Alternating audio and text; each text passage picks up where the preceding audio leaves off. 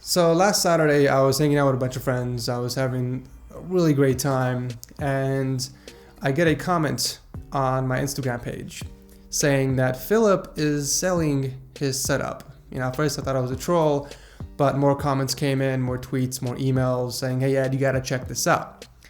So sure enough, I opened it up and it was true. Here's a screenshot of the post if you guys want to check that out. And those of you, by the way, those of you that don't know, I launched a series called Setup Makeover on the channel recently. You guys can check that out. And the purpose of that series is to help people in need. Someone who desperately needs a new setup. And I would go over to their house and I would completely redo their setup from the ground up. A new desk, new monitor, new PC, keyboard, mouse, all the whole 9 yards.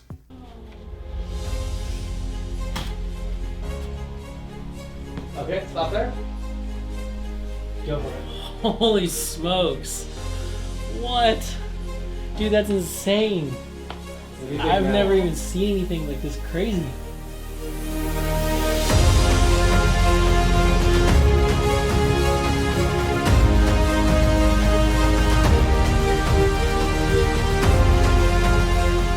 One word I can use to describe what I've been feeling this past few days has to be betrayal.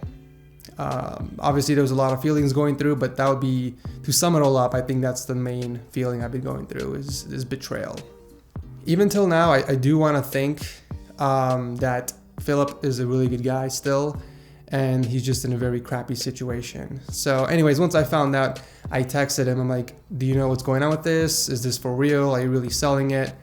And I'll post a screenshot of all the text between him and I. You guys can go through that if you want. But the gist of it is he's selling it because he is in debt. My first reaction was, honestly, I was confused at first. If he was in so much debt, and by the way, this is something he's been struggling with for a while. This hasn't happened during the 5-month span of Setup Makeover. This has been something he's been struggling with more than 5 months now.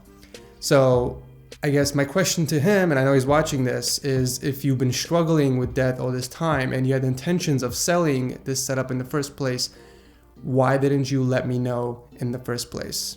Because clearly I would have not done this. I would not have picked a person, I would have not picked Philip, and I would have given it to someone else who was way more deserving. I spent almost 5 months planning the series. I spent a lot of time building it, and I spent a lot of money into this. This is a big investment for me. And to find out that he would just turn around and sell it after a few weeks is just really, it makes me sad. It's kind of disappointing. And it doesn't make me motivated to continue the series because here I am, I thought I was doing something good.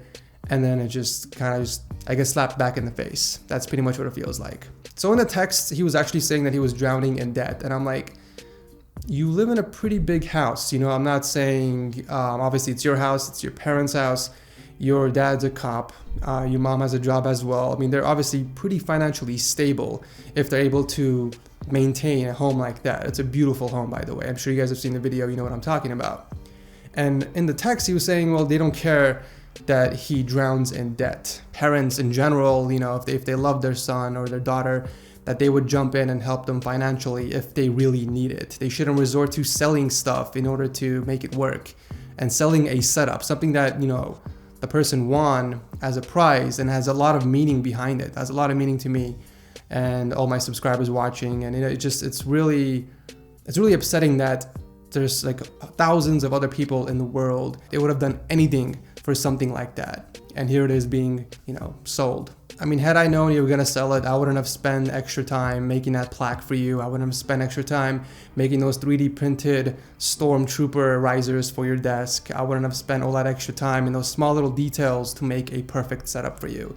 If you're just gonna turn around and sell the monitor and the computer, I don't know what else you're selling. Maybe you probably sold the plaque already, but it's really disappointing, honestly. If anything, this entire experience has taught me so much.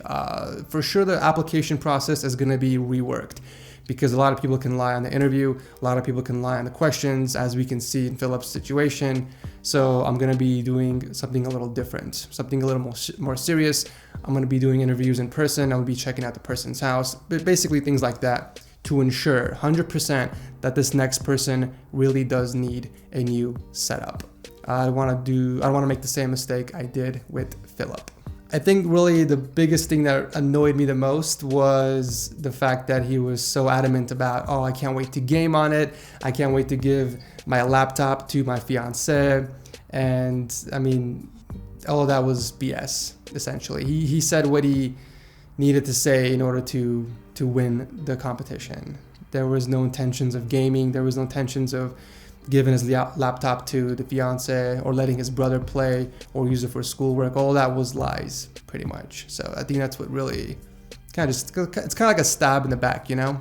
When I finished putting together the entire setup, as a joke, I was laughing, well, now it's your setup, dude. You can auction it off on eBay. You can sell everything. And we were all laughing because, you know, it was obviously a joke. Why would you sell something that has meaning, it has purpose? Especially the plaque, you know, the whole custom work. I mean, it was specifically made for him. And in the text, he was saying, well, you know, you told me I could sell it. I was like, well, yeah, I was joking. I just honestly didn't think you would go ahead and sell it. So I don't know why he's using that as an excuse to, you know, sell his setup. If that was the case, why would I do this in the first place, right? That's the whole reason, that's the whole purpose of Setup Makeover, is to make a setup for someone who deserves it, who needs a setup.